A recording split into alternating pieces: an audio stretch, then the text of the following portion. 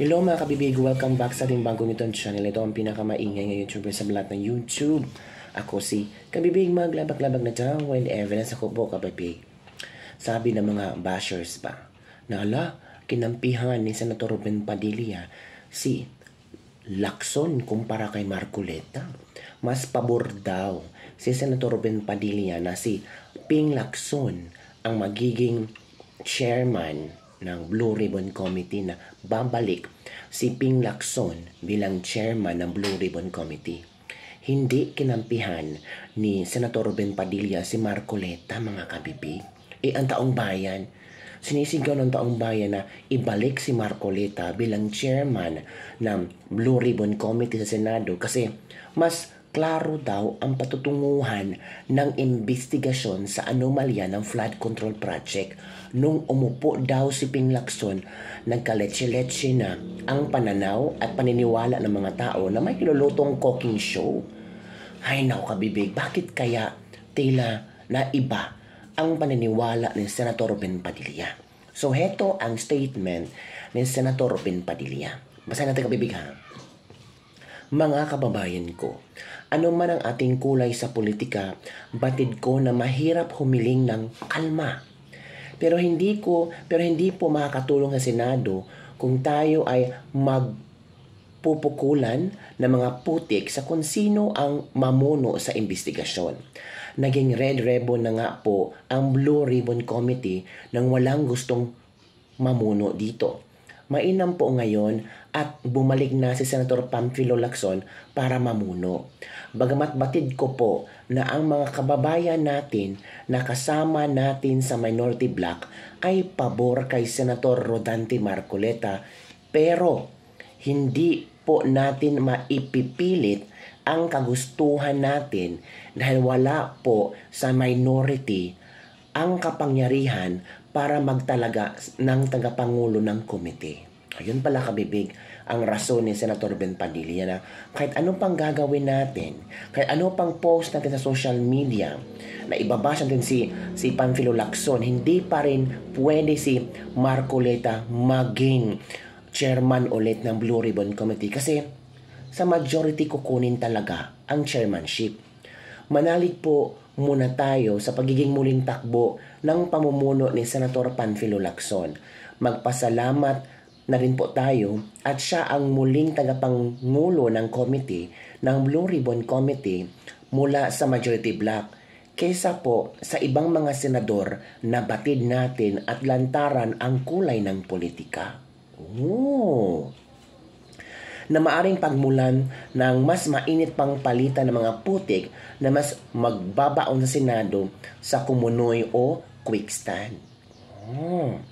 Sabi ni Ruben Padilla, Senator Ruben Padilla, mga kababayan, wala po kaming kakayahan ang minority bloc na maibalik sa pwesto si Senator Rodante Marcoleta para maging tagapangulo ng Blue Ribbon Committee dahil kulang tayo at 8 po kaming bilang. 9 na lang po kami sa minority bloc.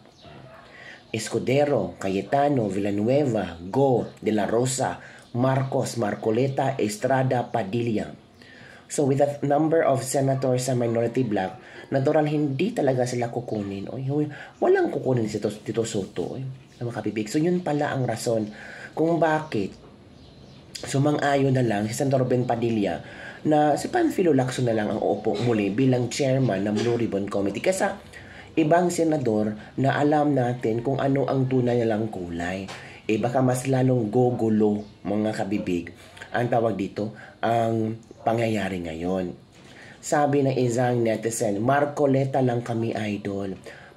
Agree, but we can only trust to Senator Marcoleta.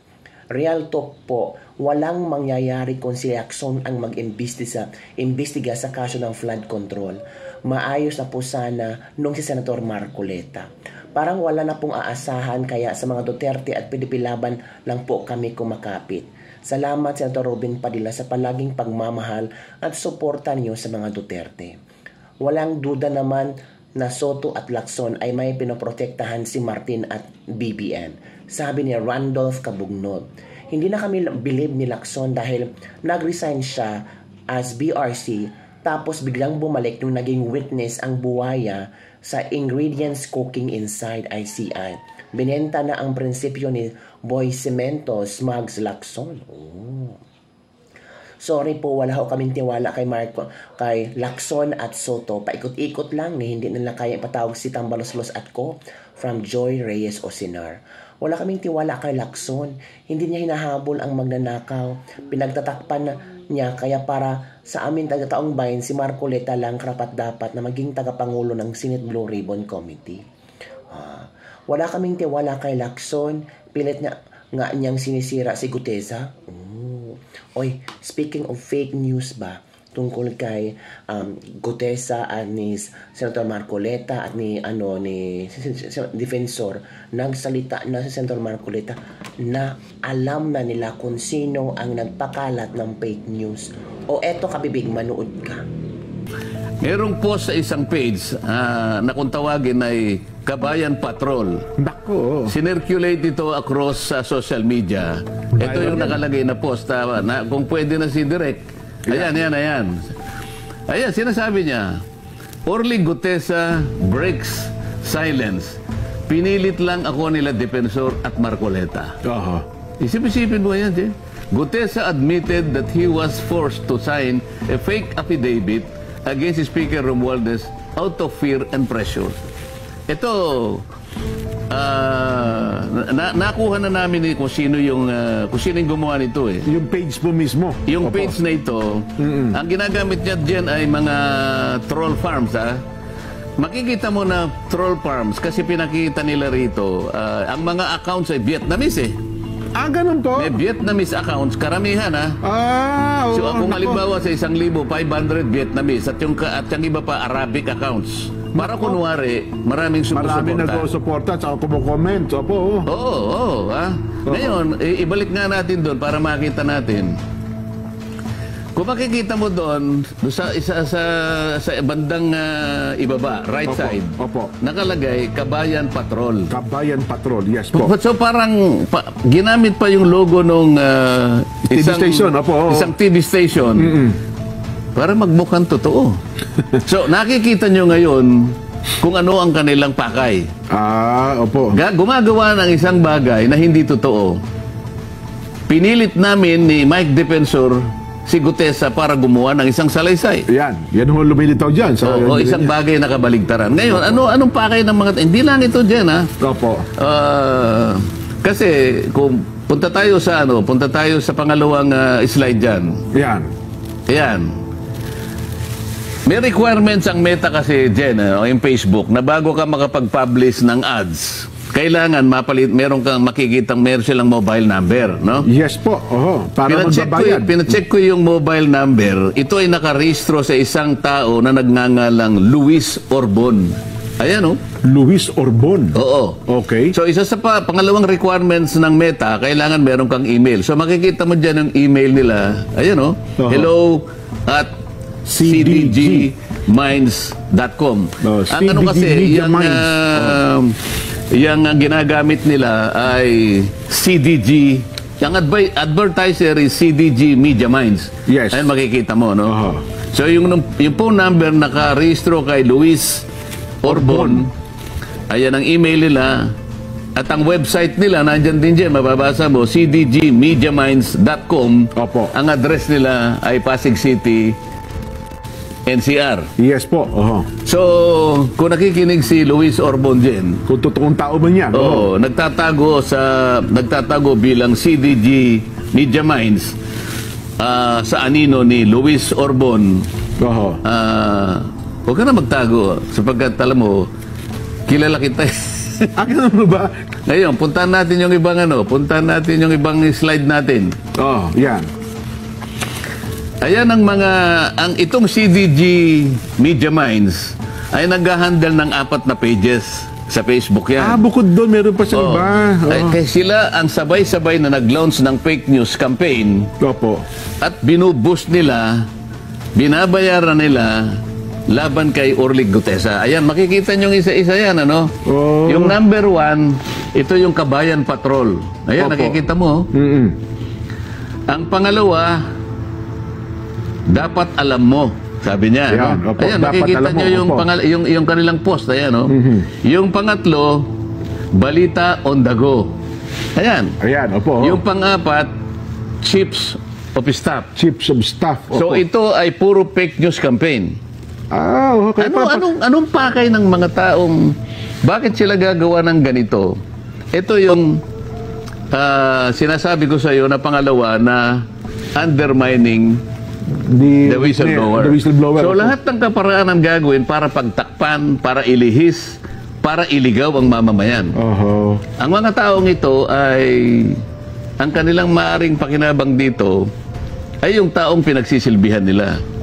Siyempre, Po. kumikita sila dyan Oho. doon sa mga taong napagtatakpan ng kanilang paglilihis. Yung kanilang agenda. Opo. At para iligaw ang ating mga kababayan na maaaring maisip nga nila na, ganun pala yun, ganito pala yun. Oho. Kaya natin dinidiscuss dyan para malaman ng taong bayan na ito ay puro fake news na ginagawa nila para magtakip, para isalba, para proteksyonan ang mga nasa likod ng mga iniimbestigahan natin. Tingnan mo yan, iba't ibang uri ng ads na puro paninira, iisang target. Si Marine Sergeant Gutesa at ako. Yan, ay may git na 10 ads yan din, ano? Ang kanilang ginagasta, bawat araw, Opo. merong range from 500 pesos to 4,000 pesos. Tina-target nilang audience hanggang 1 million. 1 million users or more. Oo. Yes po. Oo. So ang gastos nila sa loob ng isang buwan, umaabot ng between 20 to 30,000 pesos kasama yung boosting din. So ano ang pakay nila? Manlin lang. Mailigaw ang taong bayan. Sa uling slide, pakita natin para makita natin. Itong mga slides na to, Jen, makikita mo, pinamonitor ko yan magmula ng January 2025. Opo. Mga post ito, Jen, na puro papuri sa administrasyon. Pero same page po. Same page. Same page. Oo. Yan ay puro papuri sa administrasyon. Ngayon ang kabalintunaan dito, kung ang administrasyon gusto niyang malinis ang skandal na ginawa ng flood control. Opo. Bakit ngayon nag-sip sila dun sa paninira? Character assassination na nangyayari. Sa investigasyon na ginagamit namin para tukuyin natin sino ba talaga ang mga tao, malalaking tao na nasa likod ng mga pangyayaring ito. Opo. Kung maka-administrasyon kayo, bakit taliwas ang ginagawa nyo ngayon? Sinisiraan nyo ang mga taong lumabas para ngayon pagtibayin, tukuyin, makilala kung sino yung mga malalaking tao. Ba't nagsimula kayo ngayon gumawa ng fake news October 24 hanggang October 29? Alam mo kung bakit? Opo, bakit po? Sapagkat merong nagbabanta na itutuloy ang Blue Ribbon Committee itong Nobyembre. November 14 daw po, Sen. November schedule. nga. November 14 ngayon, tama-tama lang nasirain si Gutesa. Akala nila ngayon. Kapag pinatawag si Gutesa ngayon, sirang-sira na siya. Akala ngayon ng tao, wala na yan. Discredited na yan. Yun ang kanilang objective. So yun na kabibig ang ating Lebak for today. Naawa ako kay Senator Robin Padilla at naririnig niya ang sigaw ng sambayanang Pilipino na gusto ng sambayanang Pilipino sa Senator Rodante Marcoleta ang hahawak sa Blue Ribbon Chairmanship, mga kabibig. Pero dito, kanya in-explain na sana suportahan na lang natin si Ping Lacson. Kasi kahit ano pang gagawin nating pag-uudyok, pag-arali o kung ano-ano pang gagawin, pagbabash, hindi pwede talaga na nasa minority block ang magiging chairman ng Blue Ribbon Committee. Kahit ayaw nyo kay Ping Lacson, at least na lang si Ping Lacson daw ang uupo kaysa yung senador na halata na lang talaga kung anong kulay ang pinapanigan. So kabibig, ano ang inyong reaction hinggil dito? November 19 ba? Babalik ang Blue Ribbon Committee o 14? Maghihintay tayo, mga kabibig. Pag si Ping Lacson ay 101% ang investigasyon ay walang patutunguhan kundi pagtatakpan ang tunay na mga salarin.